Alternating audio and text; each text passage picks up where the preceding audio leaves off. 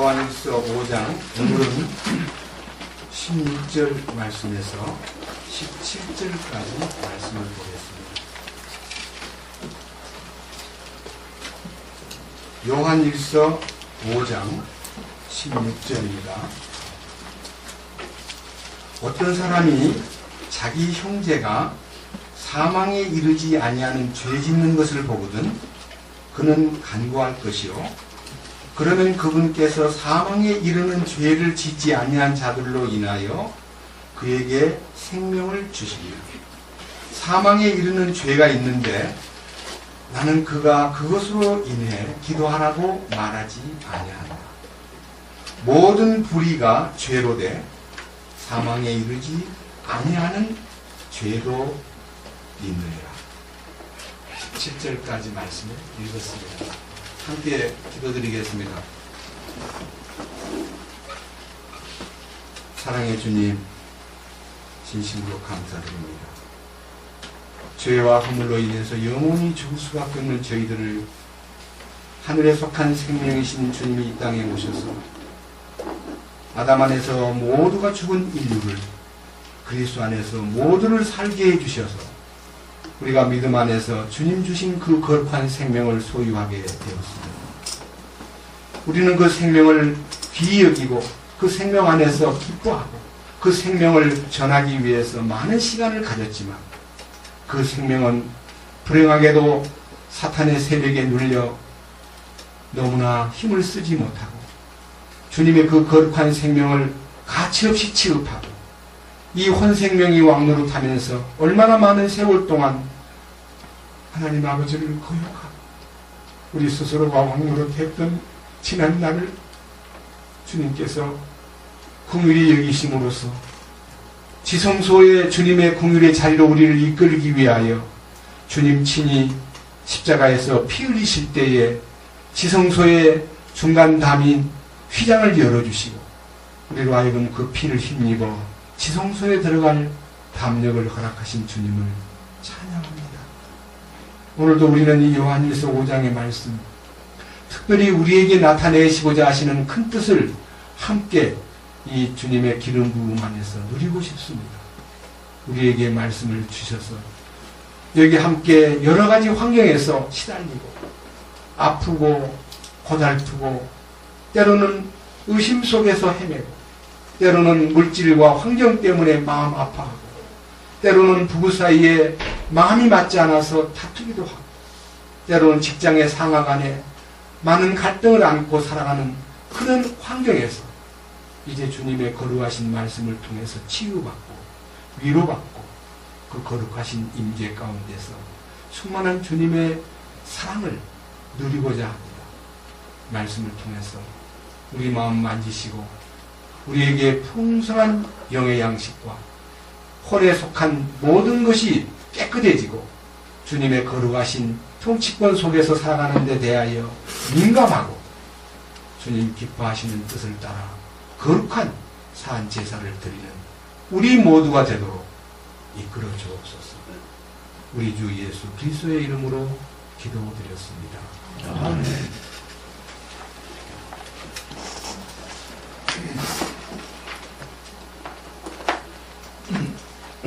어제 오후 1시부터 밤 10시까지 미팅을 했습니다. 주제가 마지막 중심의 주제가 오늘 읽은 성경 사망에 이르는 죄가 무엇이다.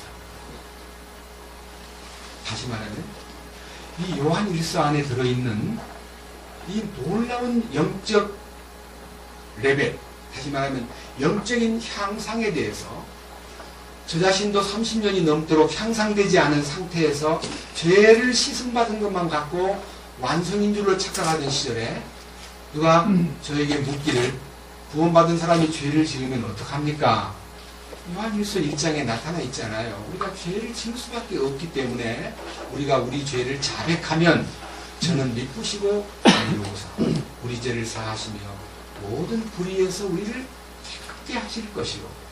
그래서 죄를 지으면 자백하는 것이 우리가 합니다. 마치 번제단을 통과한 사람은 속죄를 받은 사람이지만 물두멍에 이르는 사람은 손발을 씻는 것이다.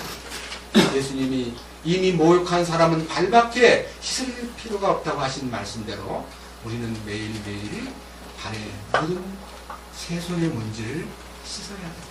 그것이 자백이다. 그 한계 안에서 30년이 넘게 살았습니다. 그런데 요한일서 2장에 보면 죄를 지을 수밖에 없다고 하는 운명에 멎어 있지 않고 죄를 짓지 않는 길을 주께서 제시하셨습니다. 한번 성경 요한일서 2장을 1절 말씀을 보겠습니다.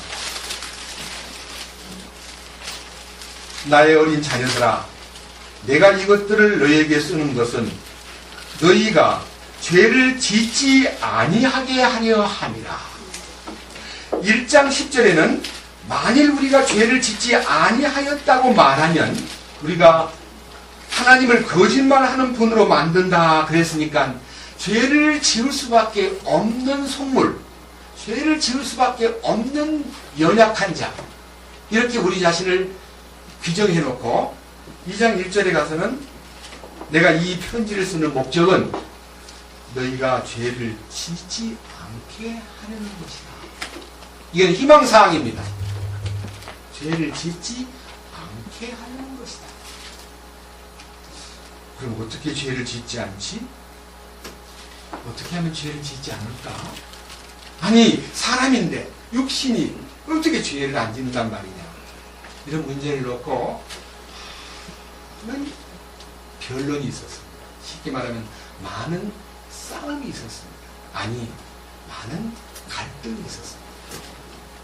저도 그 중에 한 사람입니다. 오늘은 전적으로 저를 중심해서 말씀을 드리겠습니다. 그 다음 한 장을 넘겨보십시오.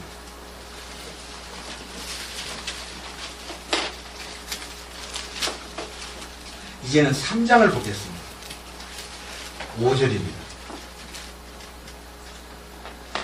그분께서 우리의 죄들을 제거하려고 나타나신 것을 너희가 알거니와 그분 안에는 죄가 없느니라.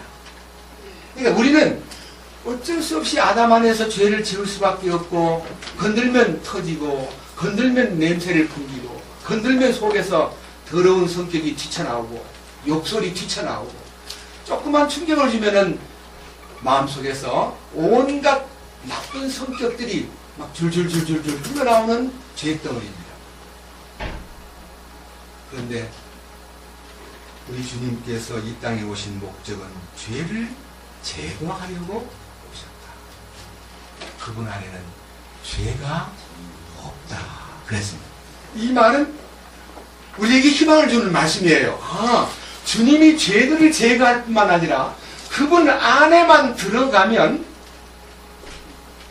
뭔가 해결되겠구나. 그분 안에만 들어가면, 그분 안에는 죄가 없으니까. 그래서 여러분 성경 안에는 그분은 도피성이요, 그분은 피난처요, 그분은 요새요, 그분은 산성이요, 그분 안에 들어가면 반석이니라. 그분 안에만 들어가면 만세반석이요, 나의 피난처요, 나의 도피성이요, 나의 구원의 산성이요. 그분 안에는 죄가 없느니라. 그 다음 보십시오. 6절. 누구든지 그분 안에 거하는 자는 뭐라 그랬습니까? 죄를 지을 수도 있나니. 그랬습니까? 짓지 아니하나니. 누구든지 죄를 지으면 그분을 보지 못하였고 알지도 못하였느니라. 엄마, 이거 어떡하지?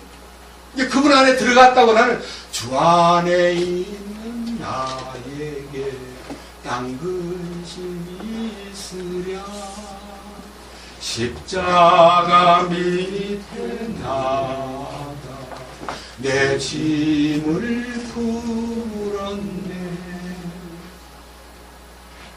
자,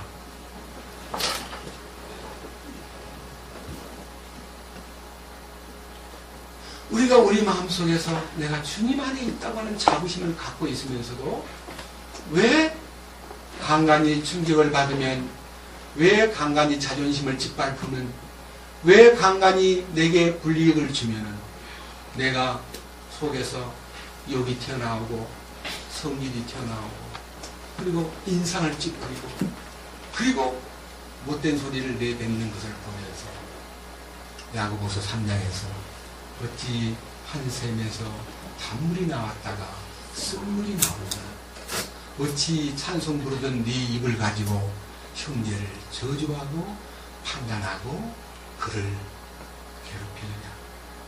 너 그럴 수 없다. 어떡하란 말이냐. 나는 자꾸 죄를 짓는데. 이 문제가 예수 믿는 사람이 구원받은 죄인으로 사는 것이 너무너무 답답한 문제가 이거예요. 구원받으면 의인 되었다고 자부심을 갖고 나는 이제 의인이 되었다고 말해놓고 의인이 왜 죄를 짓습니까?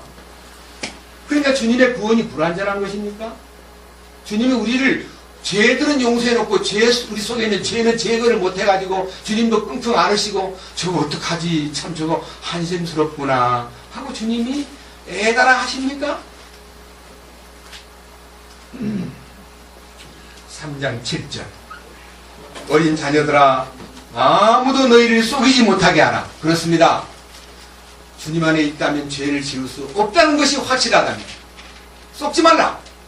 죄를 지을 수도 있고 어쩔 수 없이 육신이기 때문에 넘어질 수도 있고 어쩔 수 없이 육신이기 때문에 네가 잘못할 수도 있다.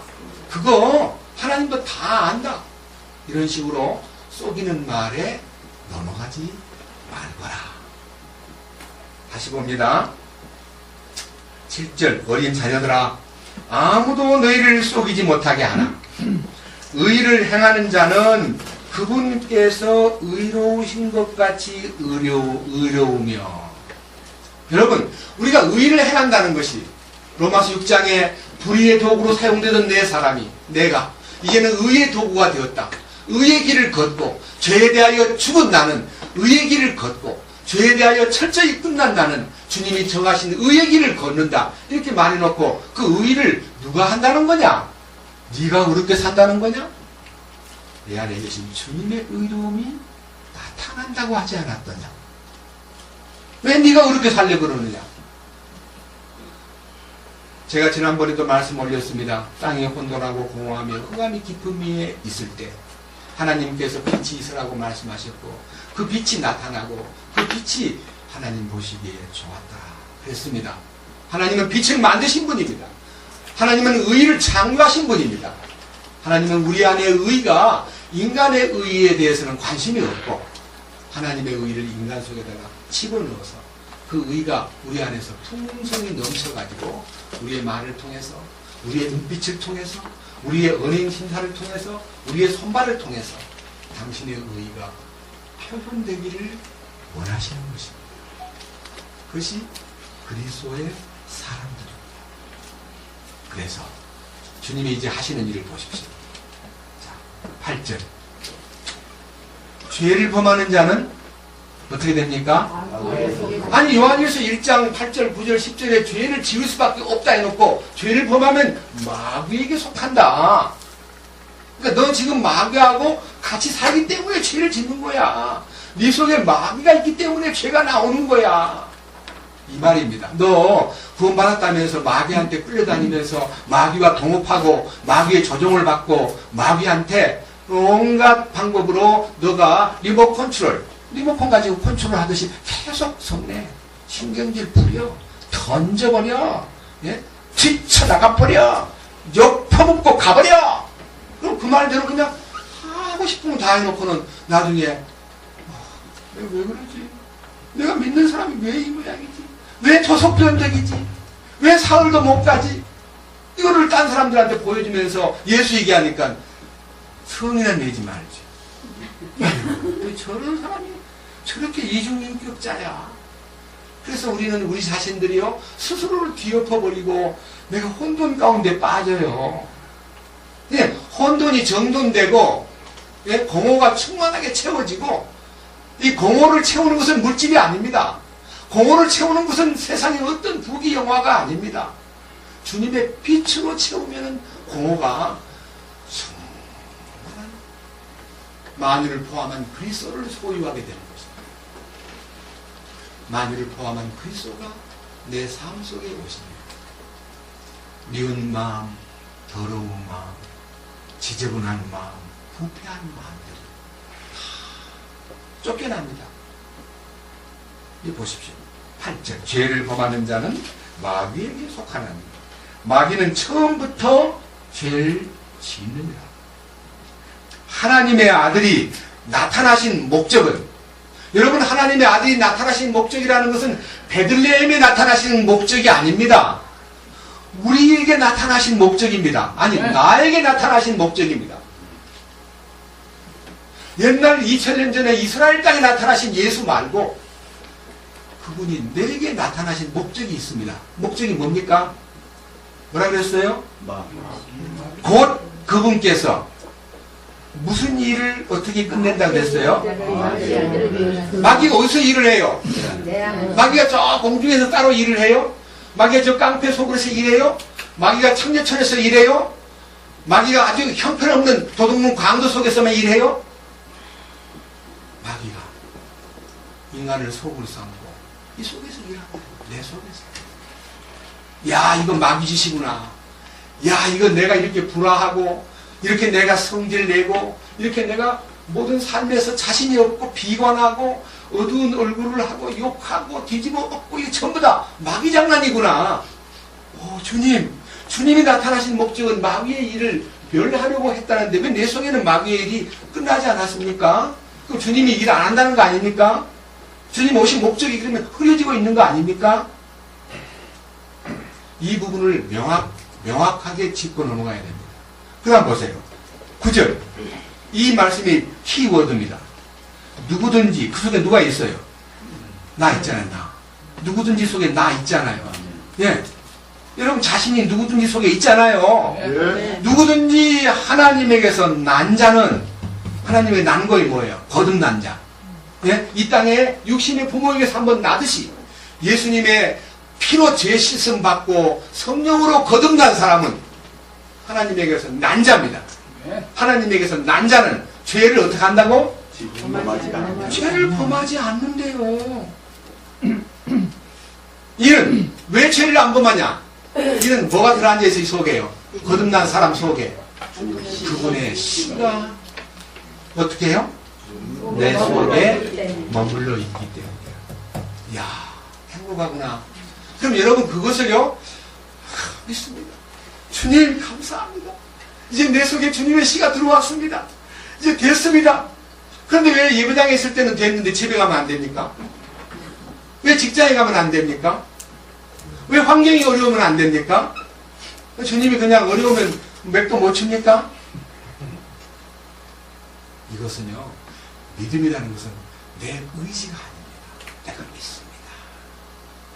내가 주여 믿습니다 하는 말이 믿음이 아닙니다. 결심이 믿음이 아닙니다.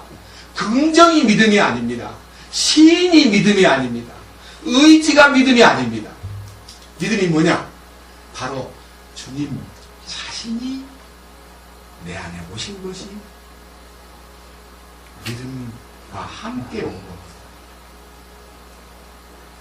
우리가요, 이 믿음이 주님이라는 것을 알 때, 이 믿음이 주님이 내게 주신 선물이라는 것을 알 때, 그렇게 나옵니다.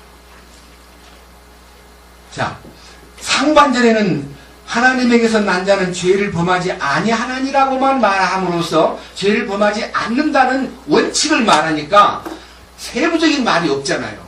어떻게 죄를 범하지 않지? 그러는데 하반절에는 이는 그분의 씨가 그 속에 머물러 있기 때문이라 그래놓고 그는 하나님의 씨가 그 속에 거하는 그 사람은 하나님에게서 났으므로 죄를 어떻게 한다고요? 지울 수가 없대요. 마비돼 버렸대요. 죄에 대해서 마비돼 버렸대요. 죄에서 입맛이 딱 떨어져 버린 거예요. 죄의 매력이 전혀 없는 거예요. 죄에 대해서 전혀 마음속에서 호기심이 나지 않는 거예요. 여러분 솔직히 물어봅시다. 죄를 지을 때 얼마나 많이 결심합니까? 성질 좀 내야지. 내가 욕을 좀 해야지. 그렇게 말하고 뭐가 튀어나옵니까? 아니면 자동으로 튀어나옵니까? 자동으로 튀어나옵니다. 그게 뭐예요? 속에 있던 자동 오토매틱 리모컨이 촥 누르는 순간에 폭 튀어나오고, 누르면 톡 튀어나오고, 누르면 턴하고, 누르면 직진하고. 이게 뭐냐면 리모컨 당하는 거예요, 사탄이. 근데 사탄의 리모컨을 주님이 뺏어 없애버리고 사탄이 조종하는 조종 능력을 마비시켜버리고 마비의 일을 면해버리고, 그러니까 공장 가동을 못하게 딱 가동 중지를 시켜버리고 주님의 성령께서 오셔가지고 내 안에서 자기 일을 시작하셨다는 것이 의를 추구하고 죄와 상관없는 생활을 하는 길이다. 이 원칙이 우리에게 얼마나 놀라운 축복이냐.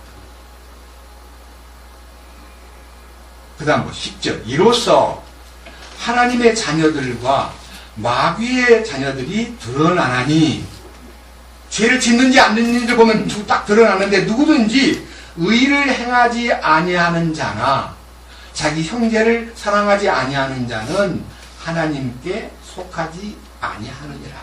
솔직히 말해서 죄 안 짓는다 하는 것으로 그냥 가만히 앉아있으란 말 하지 않고, 너 죄 안 짓는 것이 최고가 아니다. 의가 나타나야 된다. 주님이 나타나야 된다. 주님의 나타남 속에는 두 가지가 있는데 의로움과 사랑이 있다. 그래서 이 두 가지, 하나님의 의와 하나님의 사랑이 병행하여 내 삶 속에 이제 나타나는 것이 하나님 사랑을 받는 자요, 그 사랑 안에서 사는 자요, 그 사랑을 믿는 자요, 그 사랑 안에서 순종하는 자라는 것을 밝혀주었습니다. 너무나 놀라운 말씀이요, 우리를 지금 통과하고 있습니다.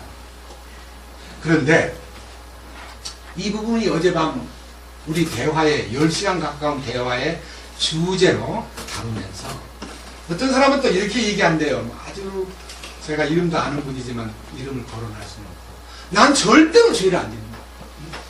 난 절대로 죄를 안 짓는다. 이렇게 얘기함으로써 정말이냐? 정말이냐? 그러니까 이제 이런 충동을 받는 거예요. 내가 그냥 주먹으로 그냥 따기를 한번 때려보니까 성질을 안 내는가. 이렇게 이제 마귀한테 충동, 뒤 엎어버릴까. 그럼 가만히 있는가. 이렇게 해가지고 상대방을 시험하고 싶은 마음이 막 일어나는 거예요. 여러분, 내가 어떻게 죄를 안 짓습니까? 나는 흙입니다. 나는 먼지입니다. 먼지는요, 가라앉아 있을 때는 아무런 기능이 없지만요, 청소를 하기 시작한다고 먼지를 털면요, 막 공중에 떠가지고요, 그것이 사람들의 호흡기로 들어가서 사람한테 아주 형편없는 먼지를 마시면요, 몸이 안 좋아지니까 먼지를 안 마시기 위해서 뛰쳐나가든지 창문을 열든지 먼지를 우리가 싫어합니다. 우리는 흙으로 지어진 먼지입니다. 이 존재는요, 건들면 팍 뜨게 돼 있고요. 그것이 악의로 뜨는 게 아니고요, 본인심으로 뜨게 돼 있습니다. 그런데 주님 우리에게 주신 약속을, 이 인간의 존재가 혼이라고 요청되어 있는데, 나를 혼이라고 불렀는데, 주께서 성령을 통하여 진리에 순종하게 하심으로 나의 혼을 깨끗하게 하사 거짓이 없이 형제를 사랑하게 이르렀습니다. 마음으로 뜨겁게 피차 사랑하라 하시는 그 위대한 지성소의 초대. 번제단에서는 죄들을 씻었고요, 지성소에 들어가면 나 자신이 사라져버리는 겁니다. 나는 사라져버려요. 나와 세상은 간 곳 없고 구속한 주만 보이도다.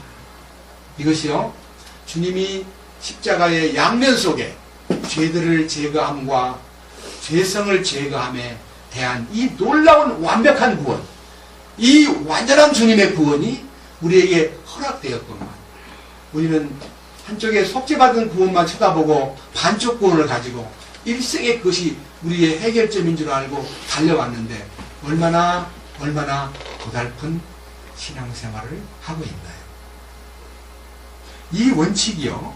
이 원칙이 우리 안에 정립이 되고 나면 우리가 마음속에서 주님, 이제는 알았습니다.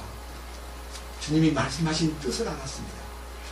요한복음 5장에요. 베데스다 연못가에 38년 된 병자가 주님의 도우심으로 연못에 물이 통하기를 기다리고 있는 도중에 38년 된 병자가 거기서 누워가지고 있는데 천사가 가끔 내려와서 물을 흔들고 가는데 물을 흔들고 물결이 동할 때 가장 먼저 뛰어드는 사람은 어떤 병인지 나았기 때문에 그 연못가에는 장님도 있고 절름발도 있고 문둥병자도 있고 뭐 각종 병자들이 둘러 있는데요. 물 동한다는 것을 가장 빨리 알아채는 사람이 가장 빨리 들어가므로 이 침대에 누워있는 사람은 누군가가 돌봐주지 않으면 들어갈 수가 없으므로 그는 침대에 누워가지고 한없이 하늘만 쳐다보고 물이 동한다는 말이 들었지만 자기는 움직이지 못하니까 늘 그 연못가에서 계속 머물러 있는 동안 예수님 오늘 찾아오셨어요. 네가 낫고자 하느냐 하고 물었습니다. 그때 네가 낫고자 하느냐 하고 물을 때에 이가 하는 말이 물이 동할 때 나를 넣어주는 사람도 없고 다른 환자가 먼저 뛰어감으로써 저는 물에 들어갈 수도 없습니다. 그렇게 고백하니까요. 주님이 일어나 네 침상을 가지고 걸어가라 하는 순간 그가 일어났습니다. 너무 좋아가지고요. 사실은 침대를 버리고 막 달려가야 되는데 그 침상도 아까운 사람이라는 말은 가난한 사람이에요. 돈 있는 사람이야 뭐. 벌떡 일어나가지고 막 춤추면서 갈 수 있는데요. 그 침대를 이렇게 말아가지고 어깨에다 딱 메고 가니까요. 다른 많은 사람들이 야 너 안식일 날인데 어떻게 너 그 짐을 지고 가느냐. 일어난 데 대한 기적을 보지 못하고 그가 행하는 행동의 모순점. 오늘 안식일 날인데 어떻게 짐을 지고 가느냐. 너 그러면 안 돼. 안식일 범하는 거야. 그는 38년 동안 가만히 누워서 안식일 잘 지킨 사람입니다. 누구보다도. 아무 일도 안 했기 때문에 그는 아무 일도 할 수 없는 몸이니까 안식일을 잘 지킬 때는 아무 말도 안 하더니 자기가 마음에 안식이 찾아오고 자기가 너무너무 안식에 이 병에서 놓여서 너무 감사해가지고 침대를 덜 메고 가는 순간에 많은 사람이 시비를 걸어요. 너 어떻게 나 아냐 묻지를 않는 거예요. 너 어떻게 안식일날 걸어가니? 너 안 돼, 안 돼. 그럼 나를 낫게 하신 분이 가라 하더라. 나를 낫게 하신 분이 걸어가라 하더라. 그러면 너를 낫게 하신 분이 누구냐고 그 낫게 해준 분에 대한 호기심을 가져야 마땅한데 너 이 안식일날 널 보고 짐을 지고 가라는 그 자가 누구냐? 너 죄짓게 만드는 그 자가 누구냐? 그들은 율법적으로 그 사람을 죄를 자꾸만 따지는데 그가 이미 피하셨으므로 그가 누구신지 알지 못하다가 어느 날 성전에 들어가서 예수님을 보는 순간에 저분이다. 주여 나 치료받은 사람입니다. 그랬더니 그래 더 심한 것이 생기지 않도록 가서 다시 죄를 범하지 말라. 그게 주님의 명령이에요. 여러분 죄 사함 받은 사람은 더 이상 죄를 짓지 말라는 명령이요. 주님의 명령입니다. 그러나 주님의 명령은 제가 지난번 창세기 1장에서 주님의 명령은 1. 가라사대 이거는 명령이에요. 죄를 짓지 말라. 다시는 가서 죄를 짓지 말라. 그러면 이거를요. 네 알았습니다. 죄 안 짓겠습니다. 죄를 짓지 말라 했는데 어떻게 죄를 안 짓지? 큰일 났네. 이거 자꾸 죄가 지어져. 난 죄를 짓지 말라 했는데 내가 어떻게 죄를 안 지을 수 있을까? 참 너무 숙제가 어려워. 예수 믿기가 참 힘드네. 죄 사함은 좋고 치료받은 건 좋지만 어떻게 죄를 안 지어? 그 명령이 하달될 때 이 세 번째 죄를 짓지 않게 하시는 분이 계셔요. 우리 보고 따로 죄 짓지 않도록 노력하라 그랬어요. 빛이 있으라 하시면 빛이 나타나잖아요. 하나님 보시기에 좋았잖아요. 하나님이 다 하는 거예요. 우리를 죄 짓지 않도록 십자가에서 죄를 씻어준 거와 동시에 죄를 짓지 않도록 혼을 처리했다 이거예요. 그거 다 이루신 거예요. 마지막 십자가에서 다 이루었다는 말은 너 죄 짓지 않도록 내가 다 해놨단 말이야. 이 말이에요. 그러니까 죄 짓지 말라는 말 속에는 죄를 짓지 않도록 해주실 은혜와 능력이 허락되었다는 뜻을 우리가 믿을 때 내가 죄를 안 짓는 게 아니고 주님이 내 안에 오셔가지고 죄 안 짓는 생명, 하나님의 생명이 내 안에 와서 나를 죄 안 짓도록 인도하신다는 것을 믿을 때 그는 죄에서 해방되는 것입니다. 아멘. 안 그래요? 그분이 안 해요? 요한복음 8장 보십시다. 요한복음 8장.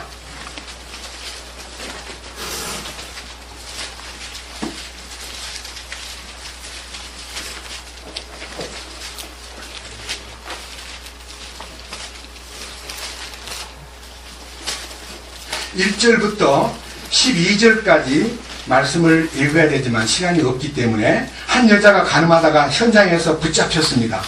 많은 무리들이 이 사람은 율법에 명령한 대로 죽여야 된다고 하는 것을 알지만 예수님을 시험하기 위해서 예수님 앞으로 끌고 왔습니다.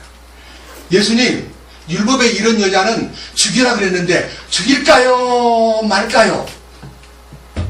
예수님이 죽이라고 명령을 내리면은 예수님은 아주 형편없는 무능자고, 죽이지 말라 그러면 율법을 범한 자가 되니까 거기에 딱 걸리게 되어 있습니다. 그러니까 죽이라고도 못하고 죽이지 말라고도 못할 입장에 있는 것을 그들이 미소 지으면서 알고 있었습니다. 주님은 그들에게 아무 답변을 하지 않으시고 땅바닥에다 무슨 글을 썼는지 아무도 모르지만요, 주님이 글을 썼습니다.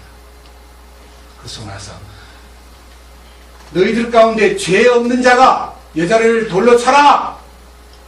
이 보십시오. 네? 너희들 가운데 죄 없는 자가 7절. 이에 그들이 계속해서 그분께 물으니 그분께서 일어나 그들에게 이르시되 너희 중에 죄 없는 자가 먼저 그녀에게 돌을 던지라 하시고 다시 몸을 굽히사 땅에 쓰시니라. 그들이 그것을 듣고는 양심의 가책을 받아 나이가 가장 많은 자로부터 시작하여 마지막까지 하나씩 빠져나가고 오직 예수님만 남았고 그 여자는 한가운데 서 있더라. 예수님 한 분만 그 여자를 돌로 칠 수 있는 자격을 가진 분입니다. 근데 예수님이 10절 일어나셨습니다. 그 여자 외에 아무도 없음을 보시고 그녀에게 이르시되 여자여, 너를 고소하던 그 사람들이 어디 있느냐? 아무도 너를 정죄하지 아니하였느냐 하시니 그녀가 이르되 주여 아무도 하지 아니하였나이다 하매 예수님께서 그녀에게 이르시되 나도 너를 정죄하지 아니하노니 따라해 보십시오. 가서 다시는 죄를 짓지 말라 하시니라. 그러면 주님이 너는 가서 죄를 짓지 말아라 그러는 그 여자가 할 일이에요? 주님이 하실 일이에요? 근데 사람들은 자기가 해야 될 일인 줄 아는 거예요. 야, 너 죄 짓지 말아라. 그러면 네가 명심해. 너 잘해야 된다. 너 죄 지면 큰일 난다. 이렇게 알아듣는 거예요, 우리 보통 사람들은. 근데 우리는 주님이 그 말씀을 하시고 끝낸 게 아니고요, 대답이 딱 나오잖아요. 12절. 그때 예수님께서 다시 그들에게 말씀하여 이르시되 가서 다시는 죄를 범하지 말라는 말의 접속사입니다. 그때에 다시 그들에게 말씀하여 이르시되 나는 세상의 빛이니 나를 따르는 자는 뭐라고요?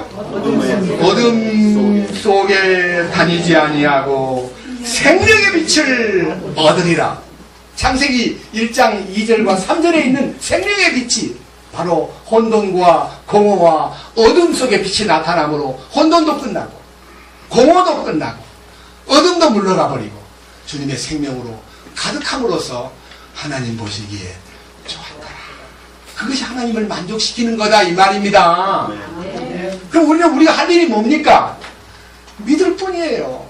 아니, 내가 믿는 것도 아까 의지도 아니고 결심도 아니라 했으니까 주님이 나를 믿도록 은혜 내려주시고 주님이 나로 그것을 믿도록 생명의 빛을 내게 비춰주시니 감사합니다. 감사합니다. 오 주여 감사합니다. 그밖에 없어요. 감사밖에 없어요. 어젯밤에요, 그 논쟁하던 무리들 가운데 대부분이요, 무릎을 탁 치면서 알았습니다. 성령님 전적으로 동의합니다. 나는 전형제가 죄를 짓지 않다 해서 너희 똥물해가지고 무슨 소린가 그랬는데, 내가 죄를 안 짓는 것이 아니라 생명의 빛이 나타나가지고 어둠을 내쫓고 공허를 내쫓고 혼돈을 내쫓고 주님이 정리해 주신다는 것이구나. 그거를 받아들였습니다.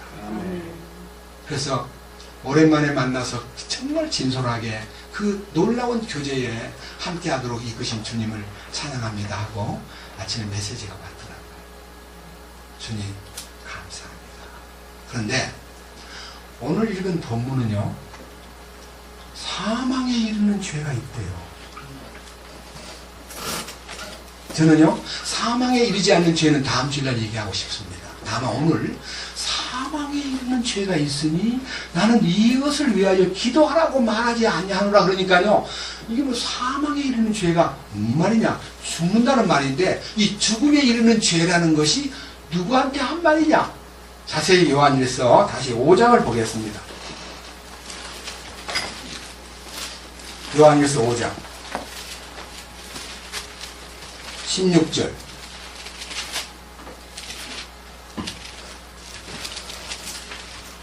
어떤 사람이 자기 형제가 사망에 이르지 아니하는 죄를 짓는 것을 보거든 그는 간구할 것이요. 그러면 그분께서 사망에 이르는 죄를 짓지 아니한 자들로 인하여 그에게 생명을 주시리라. 사망에 이르는 죄가 있는데 나는 그가 그것으로 인하여 기도하라고 말하지 아니하노라. 그러니까 이 대상자가 구원 안 받은 죄인들이 사망에 이르는 죄 속에 있으니까 그들을 위해서는 기도하지 말아라, 그런 뜻이 아닙니다. 뭔 말인지 아세요?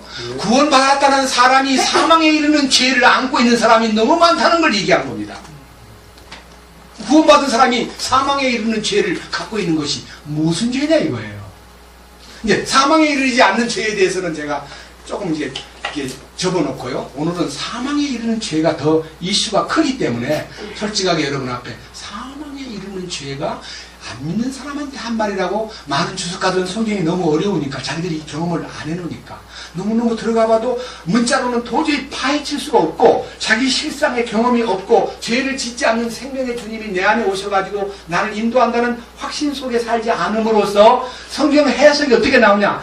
99% 어떻게 나오냐? 사망에 이르는 죄는 성령 회방죄다. 믿지 않는 죄다. 마태복음 12장 보겠습니다. 마태복음 12장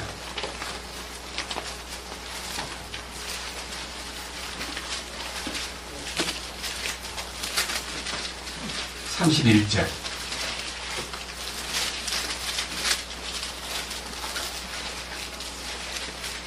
마태복음 12장 31절. 그러므로 내가 너희에게 이르노니 온갖 죄와 신성 모독은 사람들이 용서를 받되, 모르고 막 하나님 욕하고 하나님 있으면 나와라 그러고 하나님 믿으려면 내 주먹이라 믿으라 이렇게 못된 소리를 막 짓거리던 사람은 용서받을 수 있다. 그러나 성령님을 대적하여 신성 모독하는 것은 사람들이 용서를 받지 못한다. 그 다음 32절. 또 누구든지 말로 사람의 아들 예수님을 대적하면 그는 용서받대. 예수님을 온갖 방법으로 저주하고 욕하고 짓밟고 침을 뱉고 예수에 대해서 온갖 신성모독을 다 해도 용서받대. 그 다음 뭐라 그랬습니까? 누구든지 말로 성령님을 대적하면, 성령님을 거역하면, 성령님을 대항하면 그는 이 세상에서뿐만 아니라 오는 세상에서도 그는 용서를 받지 못한다. 여러분 그 말이 무슨 말인지 아세요? 여기요, 하나님을 욕하고 예수님을 욕하는 것은요, 하나님이 용서해 주지만 성령을 욕하면 용서를 안 합니다. 그랬습니다. 이게 무슨 말이냐? 하나님은 영원한 계획자입니다. 하나님의 경륜은 하나님의 영원한 계획이 하나님 시대, 그 이야기 하나님 시대라는 것은 예수님을 보내준다. 이 땅에 예수님이 구원자가 되리라. 아담 안에서 모든 사람이 죽은 것 같이 그리스도 안에서는 모든 사람이 삶을 얻으리라. 첫사람 아담 안에 모든 죄인 된 것 같이 둘째 사람 예수 안에서 모든 사람이 의인이 된다 하는 약속을 예수님을 초점으로 해가지고 구약의 66권이 예수님 한 분을 놓고 예언을 했다가 그 예언이 예수님 몸에 이루어졌습니다. 예수님이 십자가 위에서 이루었다라고 하신 선언이 우리들의 모든 인류의 문제가 풀린 것입니다. 풀리고, 죄도 풀리고 사탄의 역사도 풀리고 인간의 모든 죽음도 풀리고 다 풀렸습니다. 그런데 이 풀렸다는 소식을 누가 전해야 되냐면요, 성령님이 말씀을 가지고 봐라. 예언의 말씀을 봐라. 이사야 53장 봐라. 이사야 7장을 봐라. 이사야 9장을 봐라. 이사야 11장을 봐라. 이사야 30장을 봐라. 이사야 35장을 봐라. 시편 22편을 봐라. 시편 67편을 봐라. 다 봐라. 이대로 된 거야. 이대로 다 성취했어. 이대로 다 이루어졌어. 그 성령이 오셔가지고 모든 죄를 용서했다고 하는 선포가 사람들의 입을 통해서 너희가 죽인 예수께서 살아나셔가지고 주와 그리스도가 되실 뿐 아니라 우리는 그의 증인이로다. 너희가 다 죄 가운데 살았지만 그분을 믿음으로 모든 죄가 완전히 해결되느니라 하는 이 성령님이 이 땅에서 죄를 용서했다고 하는 선포한 그 선포를 거절하면, 용서를 거절하면, 구원을 거절하면 그는 영원히 사함받을 길이 없다. 저는 이런 얘기를 들었습니다. 나중에 천국 가서 지옥 심판 문 앞에 가가지고 너 어떻게 여기 왔느냐 그러면요, 제가 죄를 지어서 여기 왔습니다 라고 말하지 않고 죄를 용서해 주신 하나님을 거역한 죄값으로 제가 여기 와 있습니다 라고 하나같이 고백하는 것입니다. 뭔 말인지 아세요? 네. 제가 오스왈드 제이 스미스가 쓴요 구원에 대한 어떤 소개서에 이런 글이 있습니다. 어떤 동네 안에 미국에서 일어난 일인데 굉장히 착한 청년 하나가 있었어요. 그 청년은 절대로 나쁜 행동을 많이 하지도 않았고 다른 사람한테 무엇을 빼앗거나 다른 사람한테 행패 부리는 성격이 아닌 아주 착실한 성격을 가진 사람이 목자, 자기의 양을 끌고 집에 나가서 목동들끼리 모여 앉아가지고 뭔가 게임을 하다가 순간적인 충동에 의해서 친구를 어떻게 한 대 때렸는데 너무 화나게 하니까 얌전한 사람이 성령은 무섭다고 한 대 때렸는데 소위 말하는 살기가 들어가지고 사람이 죽어버렸습니다. 살인자가 된 거예요. 많은 사람들이 그 광경을 지켜보았지만요, 여하간 사람을 죽였으니까 그때 미국의 법은 죽인 사람의 죄는 사형입니다. 사람 죽이면 사형입니다. 그 사람은 이제 사형 언도를 받고 집행날을 기다리고 있는데 동네에 많은 사람들이 그 친구는 절대 그럴 사람이 아니다. 사람이 그 실수해서 죽였는데 왜 그 사람을 죽여야 되느냐, 좀 더 용서할 수 없느냐고 탄원서가 올라왔습니다. 주지사에게 그 탄원서가 올라갔는데 그 당시는 다 연방정부는 주지사가 모든 행정을 관장하던 분인데 너무 강하게 탄원서가 올라오니까 내가 그러면 가서 만나보고 싶다. 그 친구가 어떤 친구인지 얼굴이나 좀 봐야 되겠다.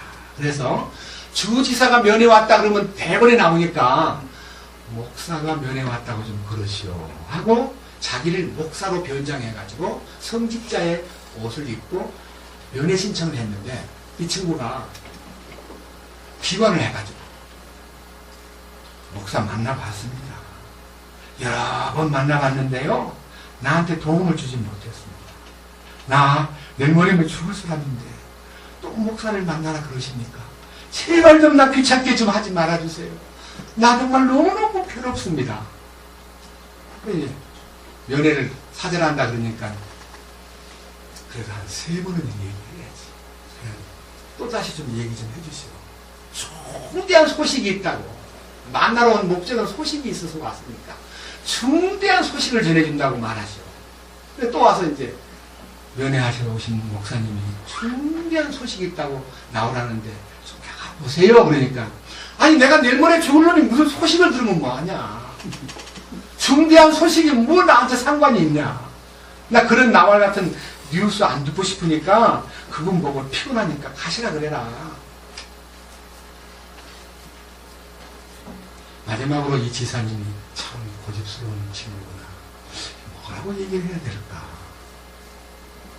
그래서 이 친구한테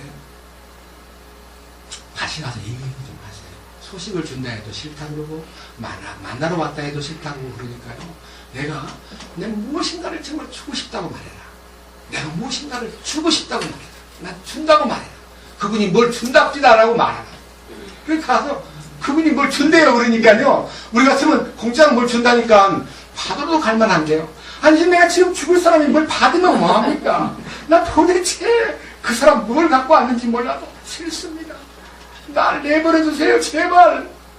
안 만납니다. 하고 절망을 하니까요. 아무것도 싫대요 라고 하니까 혀를 끌끌 차면서 지사님이 돌아갔다는 겁니다. 근데 이제 사형집행날 얼굴에 가면 이제 포장을 씌우고 냈다. 그때는 대부분 다요. 우리 같이 총살하는 게 아니고 목을 매서 지켰어요. 밧줄을 다 들어놓고요. 성직자가 집행을 하는 자리에서 몇 번 죄수 이름을 부르면서 그대는 어제 찾아오신 지사님을 만나지 않았으므로 당신은 사형입니다. 지사님은 제가 안 만나다니요. 누구 보고 지금 한 말입니까? 당신한테 만나러 오신 분, 당신한테 좋은 소식을 가져오신 분, 당신한테 무엇인가를 주러 오신 분, 지사님이 사면장을 들고 왔었거든요. 당신을 살리려고. 당신이 어제 그분을 안 만나겠다고 말함으로써 그분이 가버려서 당신을 사형집행하고 당신이 지금 죄 때문에 죽는 게 아니라 지사님의 사면장을 거절함으로써 당신은 사형에 들어갑니다. 그 애통한 눈물을 흘리면서 사형을 당했다는 거 아닙니까? 여러분, 우리 인간은 죄 때문에 죽지 않습니다. 예수님을 안 만났기 때문에, 예수님이 주시는 복음의 소식을 듣지 않겠다고 고집을 부리기 때문에, 나 곧 죽을 놈이 뭐가 필요하냐고 그분이 나를 만남으로써 하늘의 선물을 준다는데도 그 선물을 싫다고 거절함으로써 사형 집행이 된 그 청년층을 오늘 이 지구에 75억이 넘는 인간 가운데 거의 대다수가 예수님을 만나기를 거부함으로써 사면장을 들고 와요. 그것도 영원한 사면장, 영원한 특사. 영원히 사면만 시키고 가라가 아니라 사면되고 나와도요, 죄를 짓고 나온 사람은 별로 환영을 못 받아요. 그래 안 그래요? 여러분, 죄 짓고 나오면 다 피해요. 전반에는 다 싫어해요. 직장 갈 데가 없어요. 받아주지를 않아요. 그 사람은 빨간 딱지가 붙어 있어요. 주홍 글씨가. 근데 우리 주님은 사면만 해주는 게 아니고요, 아들로 삼아주신 거예요. 아들. 양자로 입양시켜 준 거예요. 그 주님을 만나지 못한 것이 사형당할 원인이 되고 지옥 갈 원인이 된다는 것을 알아야 되는데, 왜 사망에 이르는 죄를 범한 사람은 기도도 하지 말라. 기도 문제가 쭉 나오다가 형제를 위하여 기도해야 될 대상은 사망에 이르지 아니하는 죄를 짓는 사람을 위해서는 기도를 하되, 사망에 이르는 죄를 지은 사람을 위하는 기도라고 말하지 않겠다. 하나님이 그를 위해서 기도도 하지 말아라 한 사람이 있는데 누구냐 이게 누구냐? 제가요, 이 부분에 대해서 여러분 되게 중요한 것이에요. 저는요, 2주일 동안, 지난 주일날 설교 안 했잖아요. 2주일 동안 계속 길 걸어가면서 다른 책을 본다든지 다른 걸 보니까 너무너무 속이 안 편해요. 하나도 안 맞아요. 주시는 게 안 맞아요. 주님, 사망에 이르는 죄가 뭔지요? 사망에 이르는 죄에 대해서 좀 더 세부적으로 폭넓게 알려주십시오. 매달리고 기도하고 그러는 동안에요, 너무 분량이 많기 때문에 다는 못하지만요, 몇 가지만 얘기할게요. 여러분, 구약 성경에 지지난 주간에 얘기했던 나답과 아비후를 아십니까? 레위기 10장.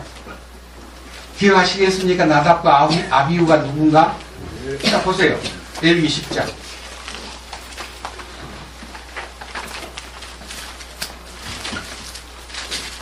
구약 성경 레위기 10장.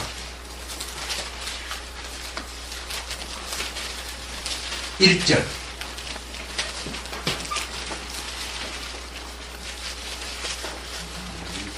아론의 아들 나답과 아비후가 각각 자기의 향로를 가져다가 그 안에 불을 담고 그 위에 향을 놓되 주께서 그들에게 드리라고 명령하지 아니한 이상한 불을 그분 앞에 드렸더니 불이 주 앞에서 나와 그들을 삼킴에 그들이 주 앞에서 죽으니라.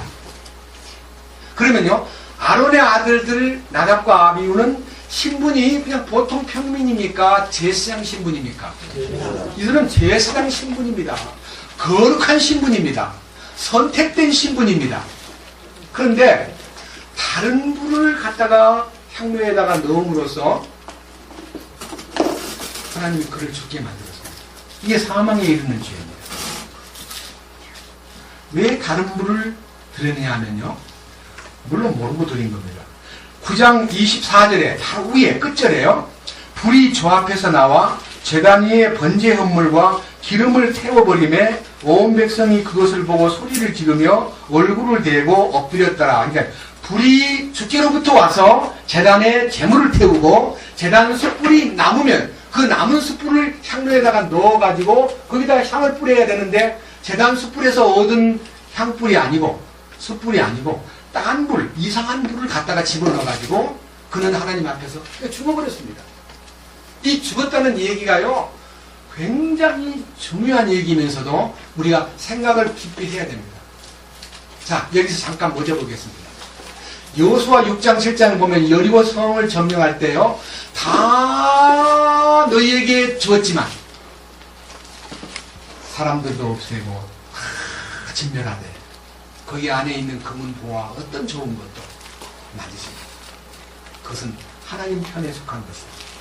손대지 말아라 그랬는데요, 아간이라는 젊은 욕심쟁이가요, 바벨론산 우에토 함몰하고 금덩어리 은덩어리를 갖다가 주워다가 자기 텐트에다가 숨겨놨습니다. 그런데 하나님께서 그렇게 저주받은 물건을 취한 아간이를 내버려두지 않고 그 일 때문에 이스라엘 민족에 큰 재앙이 와서 아이성에 점령하러 갔다가 너무 많은 패배를 당하고 너무너무 혼이 나가지고 어쩔 바를 모를 때에 하나님께서 여호수아에게 너 왜 가만히 엎드려 있느냐, 일어나서 사람을 찾아내라 해서 12지파를 딱 지파별로 제비 뽑으니까 유다지파가 당첨이 되고 유다지파의 가게 식구들 남자를 데려다가 딱 뽑으니까 아간이 당첨이 되었습니다. 너 아간 이리 와봐라. 너 뭐 했느냐. 여호수아 7장에 보면요, 이럽니다. 제가 이렇게 도둑질을 했습니다 라고 고백합니다. 그를 데려다가 돌무더기 속에다 집어넣어버렸습니다. 잠깐요, 여호수아 7장, 신명기 다음에 여호수아입니다.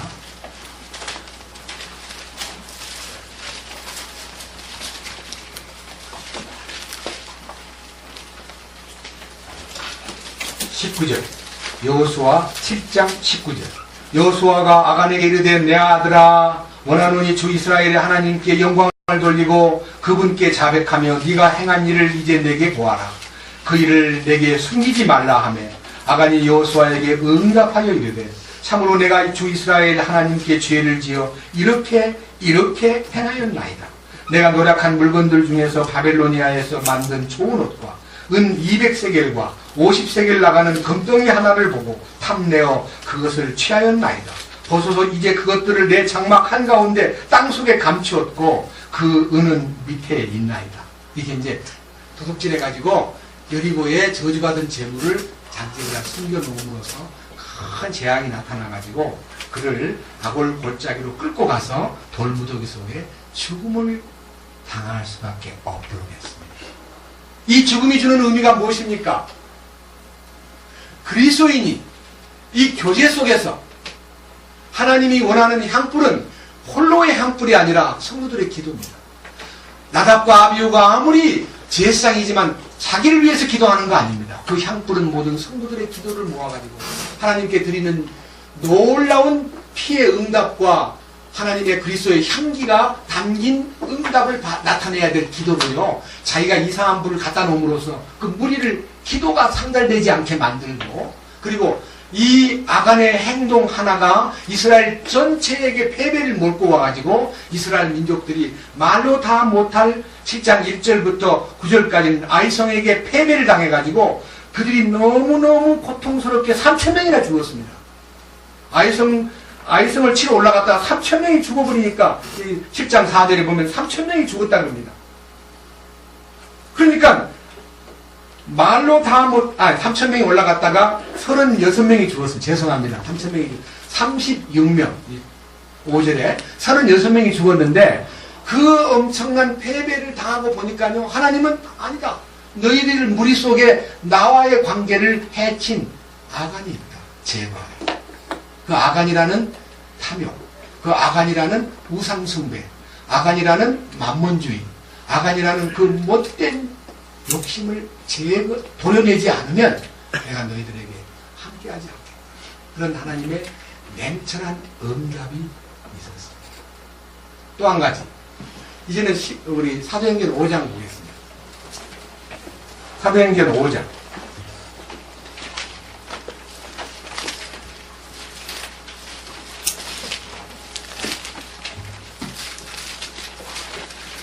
사도행전 5장 1절.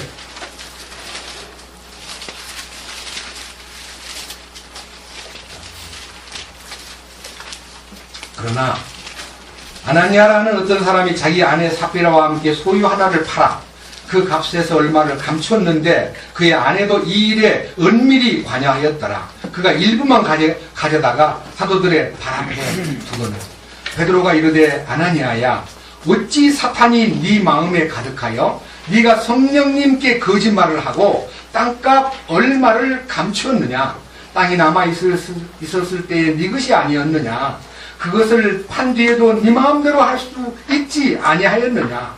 네가 어찌하여 이 일을 마음속에 품었느냐? 네가 사람에게 거짓말하지 아니하고 하나님께 하였도다 하니. 아나니아가 이 말을 듣고 쓰러져 숨을 거두매. 이 일들을 들은 모든 사람들이 크게 두려움이 임하더라. 여러분, 아나니아와 삽비라는요, 땅을 팔아가지고 땅값을 다 내놓지 않고 일부를 숨기는데 부부가 은밀히 관여해가지고 의논이 끝났기 때문에 절반인지 3분의 1인지는 표시가 안 나지만요, 일부를 갖고 가가지고 드리면서 땅 반값입니다. 그러니까요, 베드로가 묻기를 그것이 다냐? 그러니까 네. 그랬어요. 근데 너 어떻게 해서 겁없이 성령님을 속이고 하나님 앞에 거짓말하느냐? 이 말은요, 돈을 다 안 바쳤기 때문에 저주를 받은 게 아니라 그의 간증이 꾸민 간증, 그의 간증이 거짓된 간증이기 때문에 그가 죽은 거예요. 왜 그러냐? 왜 여기 5장 1절에 그러나가 붙어 있습니까? 그러나는 무슨 말입니까? 접속사예요. 앞에 분명히 뭔 말이 있는 거예요. 뭔 한참 말하다가 그러나 하는 말은 앞장에 무슨 사건을 본 거예요. 무슨 사건을 보았느냐? 자, 32절부터 보겠습니다. 믿는 자들의 무리가 한 마음과 한 혼이 되어 모든 것을 공동으로 소유하고 그들 중에 아무도 자기 소유를 조금이라도 자기 것이라고 말하지 아니하더라. 사도들이 큰 권능으로 주 예수님의 부활을 증언하며 큰 은혜가 그들 모두에게 임하니라. 그들 가운데 부족한 자가 아무도 없었으니 이는 땅이나 집을 소유한 자들이 다 그것을 팔아서 그 판 것들의 값을 가져다가 사도들의 발 앞에 두매. 그 다음 36절, 사도들이 키프로스 지방 출신의 요세라는 레위 사람에게 바나바라 하는 이름을 주었는데 그것을 번역하면 위로의 아들이라는 뜻이라. 이 바나바라는 사람이 나타나가지고 그것은 키프로스에서 이사를 온 유대인입니다. 그래 보세요. 37절, 그가 땅이 있었으므로 그것을 팔아 그 돈을 가져다가 사도들의 발 앞에 두니라. 그 다음에 5장 1절 뭐라 했어요? 그러나 이게 뭔 말이냐? 아무런 사심이나 욕심이 개입되지 않은 채 성령의 인도를 따라서 모든 재산을 다 내놓았습니다. 여러분 이거요, 만약 이 원칙이요 교회의 원칙이라면 사도들이 바깥에 나가서 바울이 이방 전도를 하면서 땅 판값 다 가져와라 했을 겁니다. 근데 한 번도 그런 적 없잖아요. 예? 왜 이랬을까요? 왜 이 일이 일어났을까요? 여러분, 이것은요, 교회사 속에서 하나님께서 명령 내린 첫 번째 어떤 실행인데, 이건 굉장한 포석입니다. 땅이 있고 집이 있고요, 소유가 있으면요, 전쟁 나면 도망 안 갑니다. 뭔 말이냐?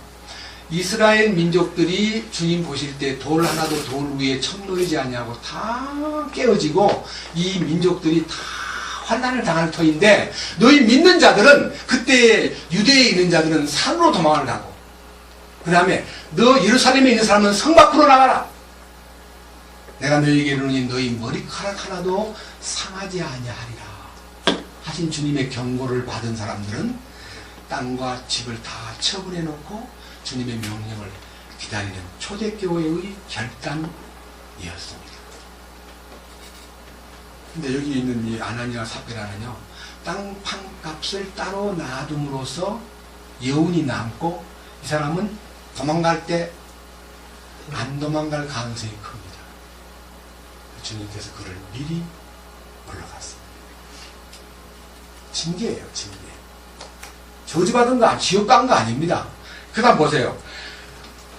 5장 7절 3시간쯤 지난 뒤에 그의 아내가 일어난 일을 알지 못하고 들어오매 베드로가 그녀에게 응답하여 이르되 내게 말하라. 너희가 땅을 그 값에 팔았느냐 하니 그녀가 이르되 예, 그 값입니다. 바친 대로 그 값에 땅 팔았느냐 그러니까 네, 전부입니다. 9절 이에 베드로가 그녀에게 이르되 어찌하여 너희가 서로 합의해서 주의 영을 시험하려 하느냐? 보라, 네 남편을 묻은 사람들의 발이 문 앞에 이르렀은즉 또한 너를 메고 나가리라 하니 이에 곧 그녀가 베드로의 발 앞에 쓰러져 숨을 거두니라. 죽은 거예요. 이 사망에 이르는 죄라는 게 뭐냐? 주님의 거룩하신 계획과 주님의 거룩하신 임재와 주님의 거룩하신 역사를 역행하는 사람은 생명을 거둬가 버립니다. 풀러가 버립니다. 이 부분이요, 너무너무 신비한 일이라는 것을 잊지 마십시오. 신약에 나타나 있는 케이스 바이 케이스로 가장 그 케이스에 실제적으로 많이 해당된 사람이 히브리인이기 때문에 히브리인들에게 히브리서 6장에서 히브리서 10장에서 세부적으로 이제 이 땅 판값을 다 내놓지 않은 것에 대한 얘기가 아니라 이 성령의 빛비춤이 나타났는데도 그 빛을 보고도 어둠으로 간 사람들에 대해서 굉장히 엄중한 경고가 있습니다. 그것이 바로 요한일서의 5장 16절에 있는 사도 요한의 편지와 상통되는 내용들입니다. 히브리서 6장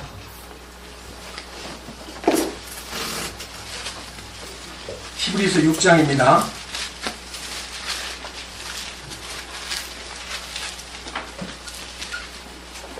4절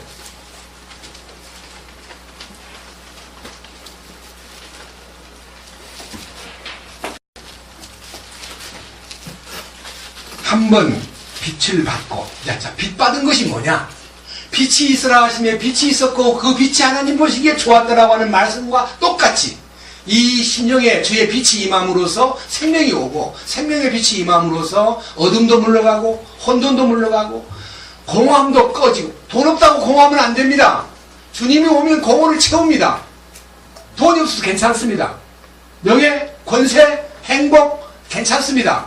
하늘에 속한 행복과 하늘에 속한 명예와 하늘에 속한 자긍심이 속에 들어오므로 세상 것이 티끌로 보이고 세상 것이 쓰레기로 보이는 거예요. 그렇게 안 보이면 거짓말쟁입니다.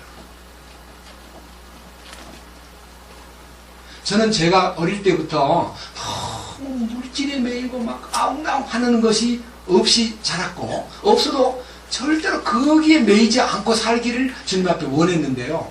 이 십자가의 도를 알고 나니까요, 세상이 진짜 분터처럼 보이는 거예요. 아무것도 애착이 가거나 그립거나 만지고 싶거나 그 정이 안 가는 거예요. 이 보십시오. 한번 빛을 받고 그 다음에 빛이 오면 뭐가 나타나요? 하늘의 선물이 나타나는 거예요. 선물이 선물이 막 너무너무 좋은 거야. 선물, 구원의 선물, 뭐 은사, 많은 사랑과 희락과 화평과 이거 전부 다 선물이에요. 찬송과 감사와 기쁨과 모든 예배와 전부 다 선물이에요. 기프트예요. 기프트. 은사란 말은 기프트입니다. 선물이에요. 자, 그 선물을 맛보고 그 다음에요, 성령님께 참여한 바 되고. 그러니까 이 3대 요소는요, 빛을 소유하고 하나님의 선물에 대해서 기쁨을 누리고 하나님의 성령님의 역사 속에 참여할 자입니까? 참여한 자입니까? 참여했어요. 야, 너무 좋아가지고요, 막 눈물 흘리면서 세상에 이렇게 귀한 말씀 어디 가서 들어보지 못했네요 하고 좋아하다가 그 다음 뭐라 했어요? 5절. 네 번째, 하나님의 선한 말씀과 말씀이 막 보이는 거예요. 세상에 나는 말씀이 전혀 안 보였는데 이곳에 오니까 말씀이 보이네요. 놀랍습니다. 그 다음에 오는 세상의 권능. 우리가 나중에 천연왕국은 그냥 굴러오는 줄 알았더니 나의 보상이요, 나의 상급이요, 나를 거기 가서 영광을 누리게 할 수 있는 놀라운 터전이다. 이야, 나는 이 세상에서 국회의원 되기 위해서 30억을 갖다 바치고 몇십억 갖다 바쳤다가 들킨 다음에 또 뺏기고 하는 거 봤죠? 한 4, 5년 해먹으려고 막 돈 주고 막 국회의원 사는 거 보셨죠?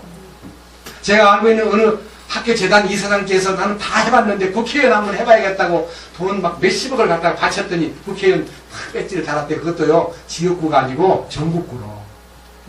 여러분, 그 권력을 돈 주고 사는데 우리는 돈 한 푼도 안 들이고도 내세의 능력에 참여할 수 있는 영광의 보상을 알게 되었습니다. 그냥 평범한 천연왕국이 아니라 주님이 자기를 이 땅에 나타내기 위한 마지막 히든 카드입니다. 왜냐? 창세기 5장을 보니까 뭐 930살까지 먹은 아담, 969세까지 살다가 세상을 떠난 무두셀라. 그 정말이야? 96.9세 아니야? 잘못 쓴 거 아니야? 아니, 900살 먹으면 이빨이 성성할까? 눈이 성성할까? 청신경이 성성할까? 아니면 어떻게 살았을까? 그때는 치과도 없었는데. 그렇습니다. 그때는 이렇게 인간이 쉽게 시들어가고 쉽게 약해져 가는 몸이 아니었습니다.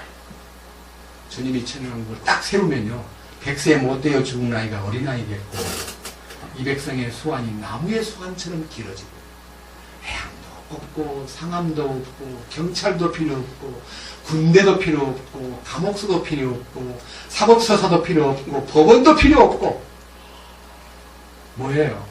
완전한 사랑과 정의가 실현되는 세상이, 바다가 강물이 막 풍성히 흐르듯이 정의가 온 땅에 흐르리라. 거기 가서 우리가 그냥 놀고 지내는 게 아니라 통치권의 대열에 선다는 이 희망, 우리를 너무나 분발하게 만들고, 이 훈련에 대해서 환경이 어떻든 비바람이 몰아치고 어떤 환경이 와도 마음에 조금도 불평이 없고 감사합니다. 그밖에 없는 것이, 우리가 이 선한 말씀을 맛보고 오는 세상의 권능을 맛봄으로써 우리는 투자 가치가 있구나. 내가 투자하는 게 뭡니까? 나를 버리는 것이 투자입니다. 나를 버리는 것이 투자예요. 내게 있는 걸 바치는 것이 투자가 아니고 나를 버리는 것이, 나를 비우는 것이 투자입니다. 그 비움의 원칙과 비움의 진리가 십자가를 통해서 나타나는 거 아닙니까? 이게 얼마나 놀라운 축복입니까? 그 다음 5절, 만일 이 축복을 경험한 사람이 어떻게 해요? 떨어져 나가면, 너무 어려운 것 같아. 십자가에 죽는 것도 말만 십자가 그랬는데 안 되는 것 같아. 그래서 막 저울질 하는 거예요. 저 사람 죽었나 안 죽었나. 계속 자기 죽은 건 안 따지고 남 죽지 않은 것만 보고 안 되는 거예요. 아이고, 서영지도 좀 덜 죽은 것 같아. 아이고, 저 사람 덜 죽은 것 같아. 자기 죽음을 확인하면 은혜가 될 텐데요, 자기 죽음을 확인 안 하고 남 죽은 거, 언제 죽었어? 다 죽었어? 남 죽은 것만 채울지라고, 저 사람 안 죽었구나. 하는 거 보니까 좀 아직도 덜 죽었네? 이렇게 해가지고요, 죽음을 저울질하는 사람은 아직도 한참 멀어 있는 사람입니다. 따라하죠. 죽으면 말이 없다. 내가 죽었으면 말이 있어요, 없어요? 아니, 무덤에 들어가 있는데 무덤을 밟고 침을 뱉으면 무덤에서 뭐 활짝 일어납니까? 나는 죽었는데 왜 말이 많습니까? 저는 이 일에 대해서 너무 놀라운 축복이 일어난 후부터 무슨 말이든지 은혜가 되지 않고 덕을 세우지 않는 말은 하기가 싫어져 버렸어요. 입맛이 딱 떨어져 버렸어요. 우리 두 부부가 앉아가지고 무슨 얘기하다가도 약간 어두움에 부정적인 말이 나오면 여보 우리 그만합시다. 그러면 차가 쳐져요. 오케이 하고 딱 끝내. 왜? 그 말이 우리에게 마귀로 틈을 타는 조그마한 소재로도 주면 안 되니까. 자, 여기 보세요. 5절, 만일 떨어져 나가면 하는 말은요, 빛을 등지고 선물을 거절하고 참여하기를 싫어하고 선한 말씀을 멀리하고 오는 세상의 권능에 대해서 관심을 놓아버리면 그 말이에요. 예? 왕국의 축복을 놓아버리면 다시 그들을 새롭게 하여 회개하게 함이 불가능하니라. 이게 사망에 이르는 죄입니다. 우리 이영성 형제님은 처음부터 집회 참석을 끝까지 메모하면서 언젠가는 교회사에 필요하리라 생각하여 성경 말씀 전하는 내용도 식구들 온 사람들도요 아주 죄송하지만 성함이 누구시죠? 이유를 묻는 것은 그분 이름을 하나 메모를 해놨다가 그분이 언제 왔는데 언제 살짝 빠져나갔다는 걸 자기 노트에 보면 다 나오는 거예요. 몇 번 나가는 거 다 출석부가 있어요. 그건 이제 하나님이 영성아 출석부를 만들어라 그렇게 산 게 아니고요. 그냥 하다 보니까 통지가 나오는 거예요. 저는 한 번도 그 노트 보잔 말 안 했는데요. 제가 형제님 얼마나 왔다 갔습니까? 이렇게 500명이 넘습니다. 이 자리에 왔다가 떠나버린 사람이 500명 넘는 사람이 빠져나갔어요. 그럼 그들이 누구냐? 왜 빠져나갔냐?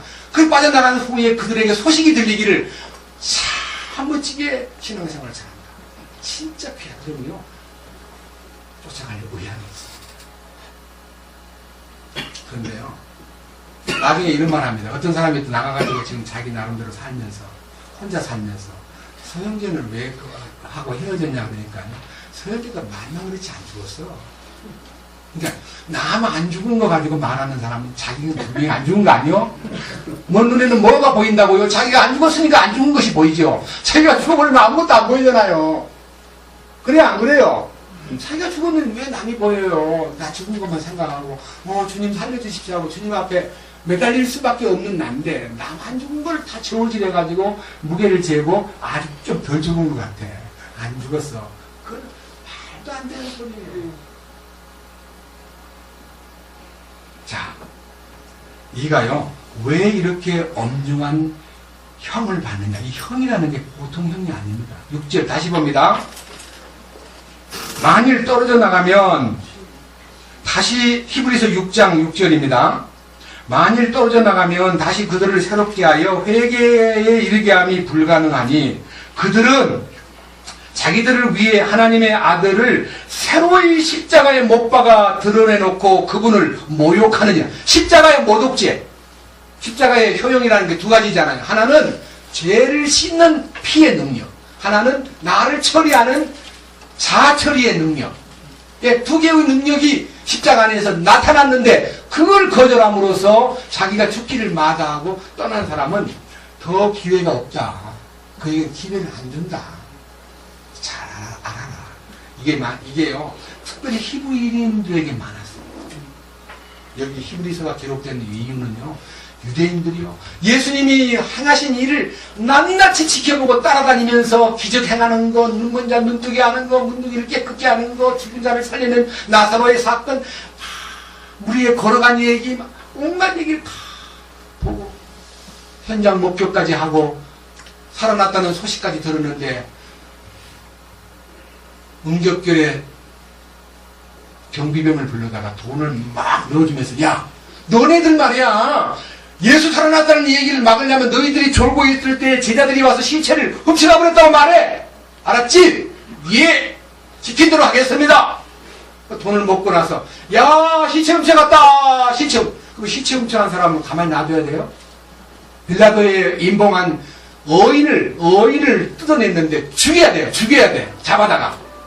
근데 생생하게 120명이 모여가지고 막 외칠 때 사내들이 다 모였고 제사장들이 대제사장이 다 모여가지고 베드로를 불러놓고 너 왜 시체 훔쳐갔어? 이래야 될 거 아니요? 맞아요 안 맞아요? 말 한마디도 못하고 생긴 일 좀 얘기해봐라. 어찌 된 거냐? 너희가 죽인 예수께서 살아나셔가지고 주와 그리스도가 되셨고 이 사람을 일으켜 세웠느니라. 당당하게 주님의 부활과 주님의 십존을 설명함으로써 그들의 유구무원이 되고 그들을 입을 막으려고 노력했지만 입을 막을 수가 없는 것이 드러나자 야고보를 죽이고 스데반인을 죽이고 죽이는 일로서 입을 막으려 했지만 주님이 입을 막을 수 없는 성령의 능력으로 주님의 일꾼인 사울을 일으켜서 바울되게 하여 세상 로마까지 이 세상의 모든 복음을 전함으로써 하나님의 기초작업이 다.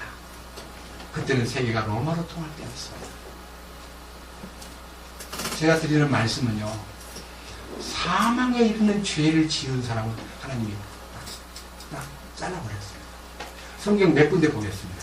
자, 우선요 디모데 전서 1장을 보겠습니다. 디모데 전서 1장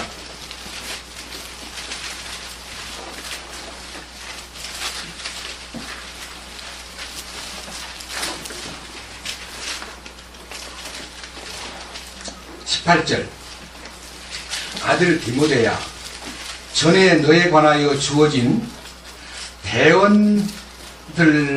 대원들에 따라 내가 네게 이 책무를 주노니 곧 너는 그것들을 힘입어 선한 싸움을 싸우며 믿음과 선한 양심을 붙들라. 어떤 자들이 그것을 버리고 믿음에 관하여는 파선하였느니라. 마치 배가 깨져가지고 바다에서 파선되니까요 사람이 물에 빠져버리듯이 믿음이 파선된 사람이 있는데 잘 알아들어라. 뭐라 그랬습니까? 20절 그 중에 후메네오와 알렉산더가 있는데 내가 그들을 사탄에게 넘겨준 것은 그들이 배워서 신성 모독하지 못하게 하려 함이라. 여기에 후메네오와 알렉산더를 사탄에게다가 내버렸다 그랬습니다.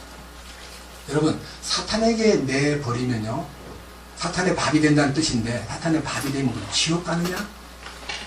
성경 깊이 생각하십시오. 버렸기 때문에 지옥 보낸다? 그 말은 아니에요. 앞으로 넘기세요. 고린도전서 말씀 고린도전서 5장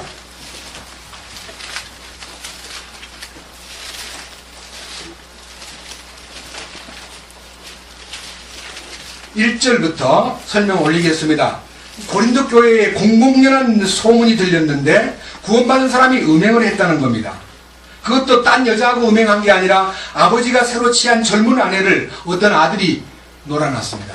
나이 많은 할아버지하고 놀라니까 기분이 안 좋은 젊은 엄마가 그 집 아들하고 관계를 맺고 그것도 믿는다는 집안에. 이게 너무 슬픈 얘기고요. 너무 가슴 아픈 얘기인데 기록이 되어 있습니다. 자, 5장 1절 너희 가운데 음행이 있다는 말을 공공연히 알려졌는데 그런 음행은 이방인들 가운데서도 거론되지 않는 것이며 곧 누가 자기 아버지의 아내를 취했다는 것이라. 그런데 너희가 우쭐대며 오히려 슬퍼하지도 아니하고 이런 일을 행한 자를 너희 가운데서 쫓아내지 아니하였느니라. 그런 죄성이 들어온 사람은 당당하게 교제를 딱 끊고 해결을 하지 않으면 너 교회 가운데 오지 마라. 너 그런 행동은 교회 가운데 필요하지 않다. 이렇게 해야 마땅한데요. 분열이 되다 보니까 그 시시시시하고 막 야야 소문난 난데 조용히 해 하고 입을 막았습니다.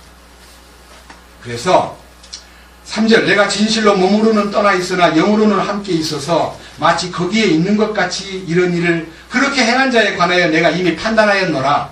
이 말은 사탄의 역사에 대해서 분별을 하라 그 뜻이에요. 그 사람을 미워하고 저주하고 욕하란 말은 아닙니다. 4절 우리 주 예수 그리스도의 이름으로 너희가 같이 모일 때에 내 영도 함께 있어 우리 주 예수 그리스도의 권능으로 그런 자를 사탄에게 어떻게 했다고요? 넘겨주어 뭘 멸한다 그랬어요? 육체를 멸한다. 그 육체를 멸하면 지옥 가는 것이 아니라 그 다음 하반절에 뭐라 되어 있어요? 육체를 멸하게 하려 하였으니 이것은 영이 주 예수님의 날에 구원받게 하려 함이라. 구원받은 사람이니까 그 영이 잘못된 것이 아니고 육체가 하락되고 죄 가운데 빠졌으니까 육체를 사탄에게 내어주었다. 이 말은요, 교회 가운데 굉장히 중요한 문제입니다. 우리는 그렇게 해서 회개하지 않으면 받을 수가 없어요. 저는요, 우리 주변에 이 문제들이 있다고 해도요, 진정으로 뉘우치고 주님 앞에 다윗처럼 주여 정직한 영을 새롭게 하소서, 나를 주 앞에서 쫓아내지 마시고 주의 구원의 즐거움을 내게 회복시키소서.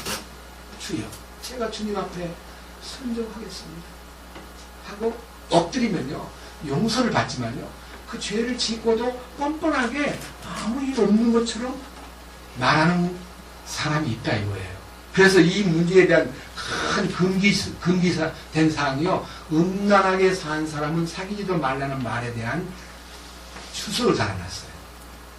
5장 9절, 내가 음행하는 자들과 사귀지 말라고 서신에 썼으나, 이 말은 이 세상에 안 믿는 사람들이 음행을 하거나 탐욕을 부리거나 강탈을 하거나 우상 숭배하는 자들이 있는데 그들하고 전혀 함께 하지 말라는 것이 아니다.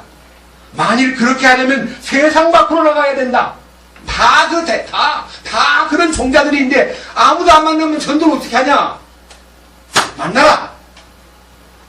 그러나 11절, 그러나 내가 이제 너희에게 쓴 것은 만일 형제라고 불리우는 어떤 사람이, 구원받았다는 사람이 음행을 하거나 탐욕에 빠지거나 우상을 섬기거나 욕설을 마음대로 하거나 술 취하거나 강탈하는 자, 이런 사람하고는 사귀지도 말고 그런 자와 함께 먹지도 말라.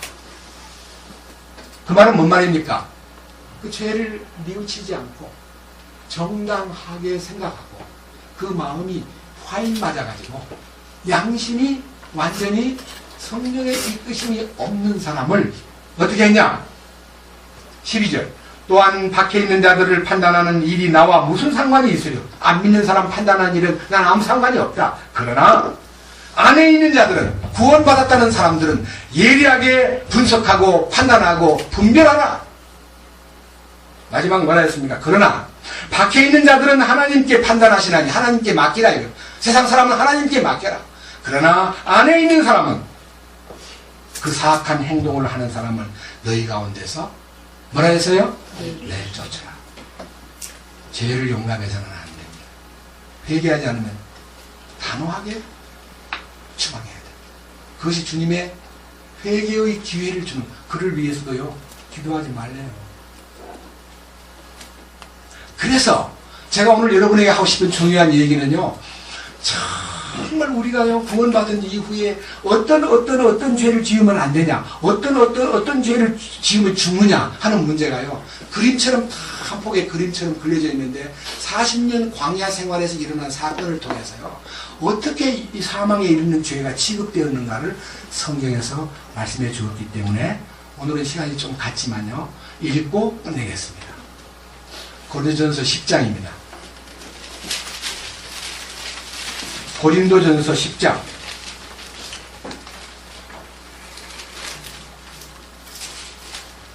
1절부터 읽겠습니다.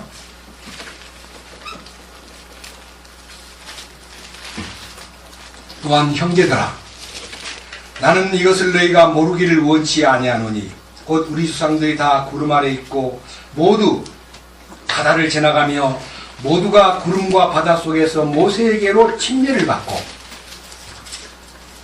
모두가 같은 영적 음식을 먹으며 모두가 같은 영적 음료를 마셨느니라. 그들이 자기들을 따라가던 영적 반석으로부터 마셨는데 그 반석은 그리스도였느니라. 그러니까요, 애굽에 해방받는 거, 홍해를 통과하는 경험, 그 다음에 만나를 먹은 경험, 그 다음에 반석에서 물을 얻어먹는 경험, 다 그 영적인 그리스도의 공급이었느니라. 예, 다 우리들도 그 경험을 가진 사람들 중에 똑같은 입장입니다. 그런데 5절 그러나 하나님께서 그들 가운데 많은 사람들을 매우 기뻐하지 아니하셨으므로 그들이 광야에서 쓰러졌느니라. 이 쓰러졌다는 단어가요 죽었느니라는 단어예요. 사망에 처했느니라. 자 6절 이제 이러한 일들이 우리의 본보기가 되었으니 이것은 그들이 탐한 것 같이 우리가 악한 것들을 탐하지 아니하게 하려 함이라. 그리스도인의 죄악 가운데 가장 나쁜 죄는 탐심이다. 탐심. 돈에 대한 탐심, 이웃에 대한 탐심, 물질에 대한 탐심, 명예에 대한 탐심, 집에 대한 탐심, 차에 대한 탐심, 음식에 대한 탐심. 탐심 색깔은 많습니다. 성에 대한 탐심. 이 탐심이 우리를 죽게 만드는 겁니다. 7절 그들 가운데 어떤 자들과 같이 너희는 우상 숭배자가 되지 말라. 이들은 기록된 바 백성이 앉아서 먹고 마시며 일어나서 뛰놀더라 함과 같으니라.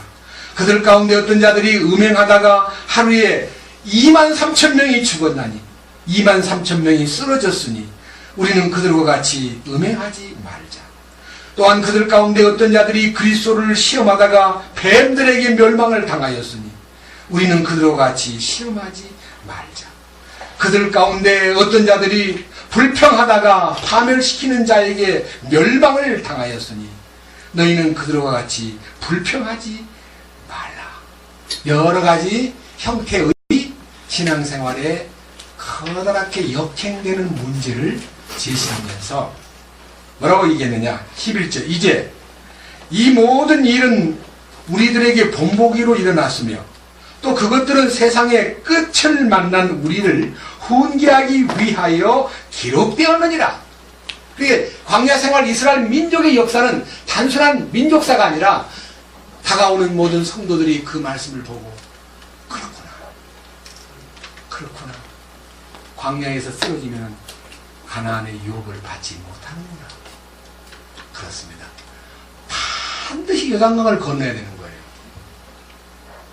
근데 이제 우리가 요단강 건너는 얘기를요 장례식장에서, 저는 어릴 때부터 장례식 하는데 가면 요단강 건너가 만나리 며칠 후 요단강 건너가 만나리. 죽은 다음에 천국 가는 얘기만 하고 있는 거예요. 여기서 살았을 때 죽어야 돼요. 서울에서. 네? 살았을 때 요단강을 건너야지. 시체가 요단강을 건넜습니까? 법궤를 앞세우고, 법궤가 바로 주님의 임재예요. 주님의 임재가 강에 확 발을 디는 순간에 강이 촥 갈라지면서 주님의 백성들이 요단강을 육지 건너듯이 건너는 그 장면이요. 홍해를 건너는 경험은 죄가 끝나는 경험이고요.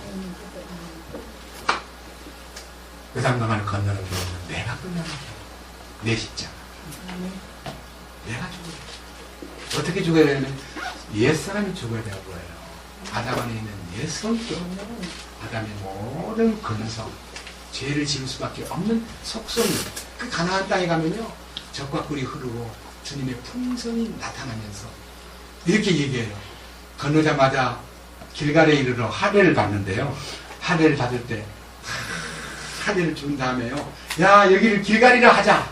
길갈이라 하자. 여러분, 길갈이 뭡니까? 부끄러운 나의 과거와 수치스러운 나의 옛사람을 다 굴러가 버렸다. 나의 모든 수치스러운 것이 굴러가 버렸다. 라고 그 동네 이름을 길갈이라고 불렀습니다.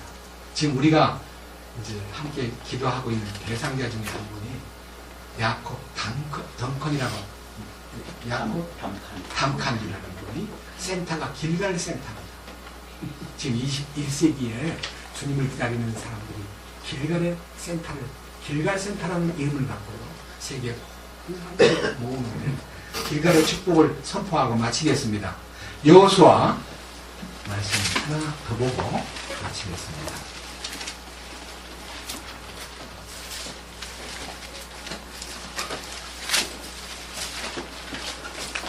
여호수아 5장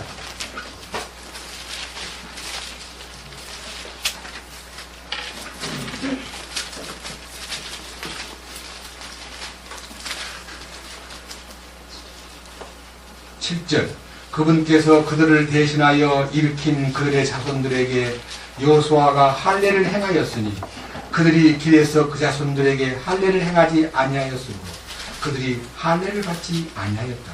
그들이 온 백성에게 할례를 행하며 그들이 온전하게 될 때까지 진영에 있는 자기 처소에 거하니라. 주께서 여호수아에게 이르시되 내가 이날 너희에게 이집트의 수치를 떼내어 굴러가게 하였노라 하셨으므로 그곳 이름을 이날까지 길갈이라 하니라. 이집트의 수치가 뭐예요?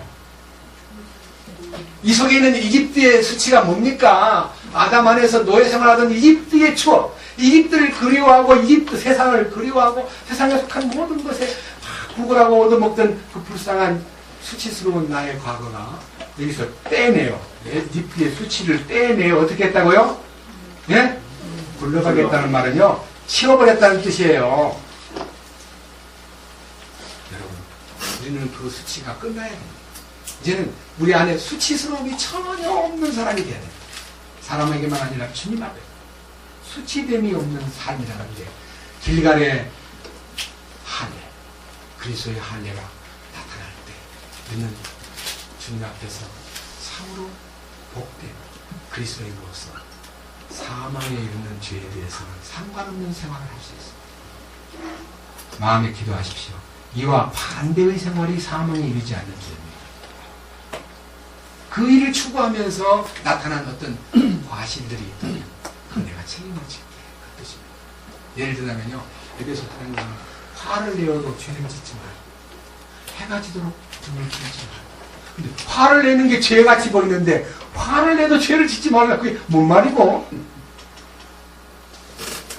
그 다음 사도행전 15장에 보면 사도 바울하고 바나바하고 막 격렬하게 싸움이 벌어졌는데 그 싸움을 주님께서 기록을 하게 만들었어요.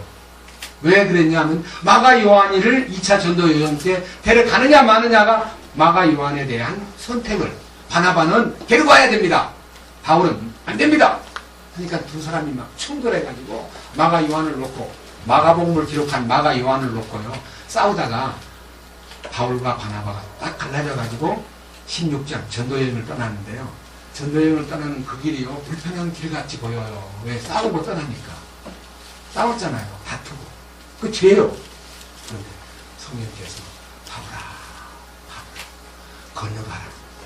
저 건너로 가라.